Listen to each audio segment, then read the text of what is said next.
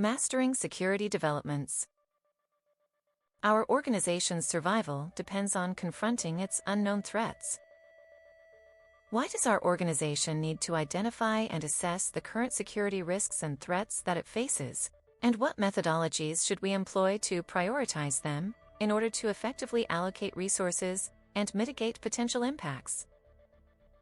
To ensure operational excellence in security developments, it is essential to identify and assess current security risks and threats that the organization faces.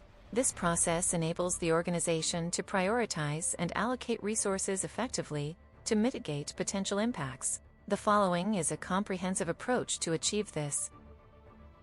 Risk identification and assessment. The first step is to identify potential security risks and threats that the organization faces.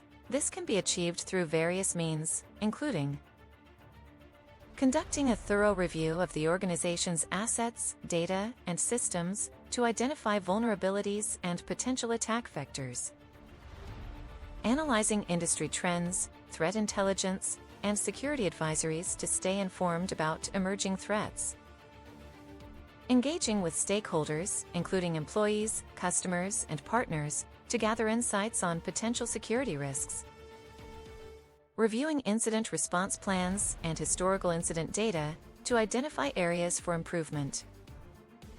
Once potential risks and threats are identified, they should be assessed in terms of their likelihood and potential impact on the organization. This can be achieved through a risk assessment framework, such as the National Institute of Standards and Technology, NIST, Risk Management Framework, or the International Organization for Standardization, ISO, 27001 Risk Assessment Methodology. Risk prioritization. After assessing the identified risks and threats, the organization should prioritize them based on their likelihood and potential impact. This can be achieved through a risk scoring methodology, such as the CVSS, Common Vulnerability Scoring System, or the DREAD, Damage, Reproducibility, Exploitability, Affected Users, and Discoverability model. The prioritized list of risks and threats should be categorized into high, medium, and low risk categories based on their risk scores. This enables the organization to focus on the most critical risks and allocate resources effectively to mitigate them. Risk mitigation strategies. Once the risks are prioritized, the organization should develop and implement risk mitigation strategies to reduce the likelihood or impact of the identified risks. This can include implementing security controls, such as firewalls, intrusion detection systems, and encryption technologies, to mitigate technical risks. Developing and conducting regular security awareness training programs to mitigate human-based risks. Implementing incident response and disaster recovery plans to mitigate the impact of potential security incidents. Conducting regular security audits and vulnerability assessments to identify and remediate vulnerabilities. Resource allocation. The prioritized list of risks and mitigation strategies should be used to allocate resources effectively. This includes allocating budget and personnel to address high-risk areas first, assigning specific responsibilities and tasks to team members based on their expertise and workload, prioritizing security projects and initiatives based on their risk reduction potential, continuously monitoring and reviewing resource allocation to ensure that it is aligned with the organization's risk mitigation goals. Continuous monitoring and review. Risk identification, assessment, and mitigation is an ongoing process that requires continuous monitoring and review. The organization should regularly review and update its risk assessment framework to ensure that it remains relevant and effective. Monitor emerging threats and trends to identify new risks and opportunities for improvement. Conduct regular security audits and vulnerability assessments to identify and remediate vulnerabilities. Review and update its incident response and disaster recovery plans to ensure that they remain effective. By following this comprehensive approach, the organization can ensure operational excellence in security developments by identifying and assessing current security risks and threats, prioritizing them, and allocating resources effectively to mitigate potential impacts. The pursuit of operational excellence in security developments. It's a never-ending quest, one that requires a delicate balance of art and science. I recall a particular instance where our organization was faced with a daunting challenge. We had just suffered a series of breaches, and our top priority was to identify and assess the current security risks and threats that we faced.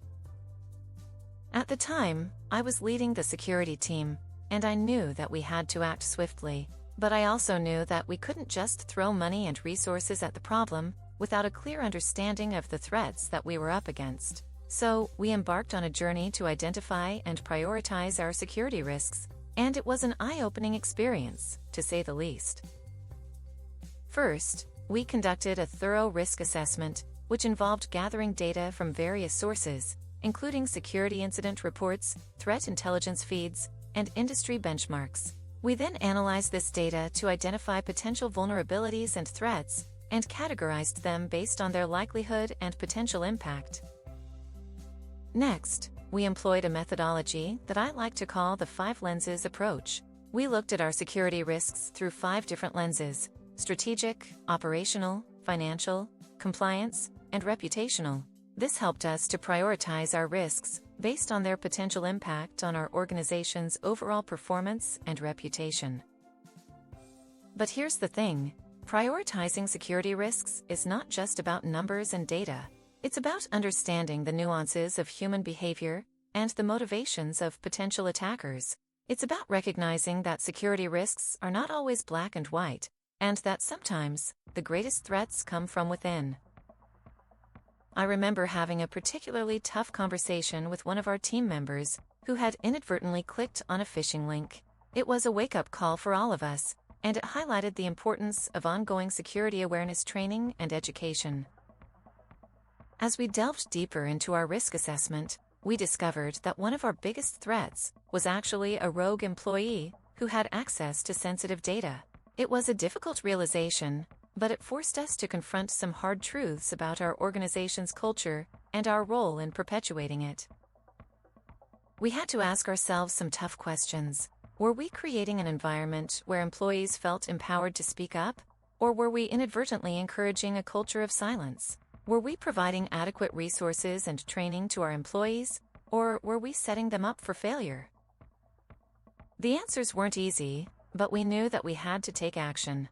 We implemented a series of measures to address our security risks, including enhanced security protocols, regular security awareness training, and a whistleblower policy.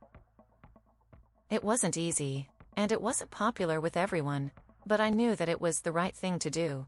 As leaders, we have a moral obligation to protect our organization's assets and our people.